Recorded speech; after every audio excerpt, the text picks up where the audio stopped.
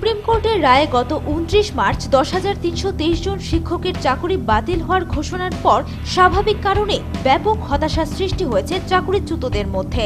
প্রায় ৭ বছর আগে চাকরি পাওয়া শিক্ষকদের জীবনে হঠাৎ করেই নেমে এসেছে অন্ধকার। তাই এই শিক্ষকদের একাংশ গোটা ঘটনার জন্য রাজ্য সরকারকে দায়ী করে শেষ পর্যন্ত ময়দানে নেমেছে।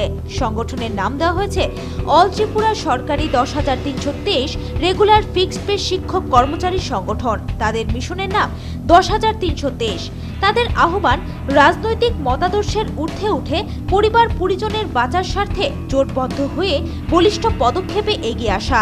রবিবার এই সংগঠনের একাংশ শিক্ষক রাজধানীর রবীন্দ্র শতবার্ষিকী ভবনের সামনে এক বৈঠকে মিলিত হয়ে তাদের ভবিষ্যৎ কর্মপন্থা নিয়ে আলোচনা করে।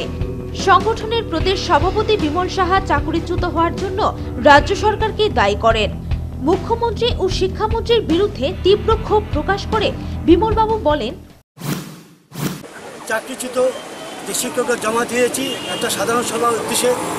আমাদের উদ্দেশ্য একটাই, আমাদের কি দোষ, আমাদের চাকরিচ্যুত হয়েছে আমাদের কি দোষ, আমাদের যে গাইডলাইন মেনে আমরা চলেছিলাম বিগত দিনে। কিন্তু বর্তমান রাজ্য সরকার যেখানে আমাদের হাইকোর্টের যে রায় ভিত্তিক গুড সাজেশন মাননীয় মুখ্যমন্ত্রী বা এই দলের রায় মানেনি, এই যে অন্ধকারে আজকে সুপ্রিম কোর্টের রায়ে, মাননীয় সুপ্রিম কোর্টের রায়কে সম্মান জানিয়ে আমরা আমাদের আজকে এই বিপদের দিনে, জীবন দুঃখের দিনে অন্ধকার ছায়া নেওয়া আসলো একমাত্র এই বামফ্রন্ট সরকার আমলে। তাই আমরা মাননীয় মুখ্যমন্ত্রীর কাছে প্রশ্ন চাইব, আমাদের বিগত দিনে আমাদের কি হবে।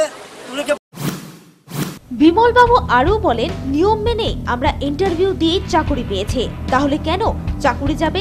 এর জন্য রাজ্য সরকারকে তিনি দায়ী করেন। পাশাপাশি পদক্ষেপ বলতে কি বোঝাতে চেয়েছে তাও অস্পষ্ট, কেননা বাংলা অভিযানে এ ধরনের কোনো শব্দ আমাদের চোখে পড়েনি। একই রকম ভাবে মিশন ১০,৩২৩ এর অর্থটাও অস্পষ্ট সকলের কাছে। Bureau report, news vanguard.